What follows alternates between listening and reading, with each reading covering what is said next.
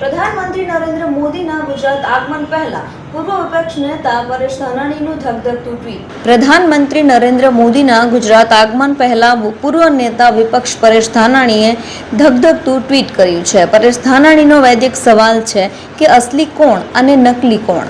સત્તાપક્ષે જોડાયેલા પાટીદાર નેતાઓ પર નિશાન ટાંકતા પરેશ ધાનાણીએ ટ્વીટમાં લખ્યું છે કે નકલી હોય ઈ ભલે નમો, અસલી સવાલ ઉઠાવો, અવાજ ઉઠાવો। લોકો કહે છે કે સામાજિક સંસ્થાઓમાં હવે સરદારના સ્વાભિમાનને ગીરવે મૂકીને પણ સમાજ સેવા કરવાની હોડ લાગી છે, પણ ના અને ના જ સરદાર ધામમાં આવીને સાહેબ ખુદ સરદાર પટેલ સ્ટેડિયમનું પુનઃ પાટિયું ચડાવવાની જાહેરાત કરવાના છે। હવે તમે જ કહો કે સરદાર રત્ન એવોર્ડથી સાહેબને જોઈએ કે નહીં? એવોર્ડ આપનારા સૌને અભિનંદન। હું અસલી વારસદાર સરદાર રત્ન એવોર્ડ લખીને પૂર્વ નેતા વિપક્ષ પરેશ ધાનાણીએ ટ્વીટ મારફતે હૈયાવરાળ ઠાલવી છે।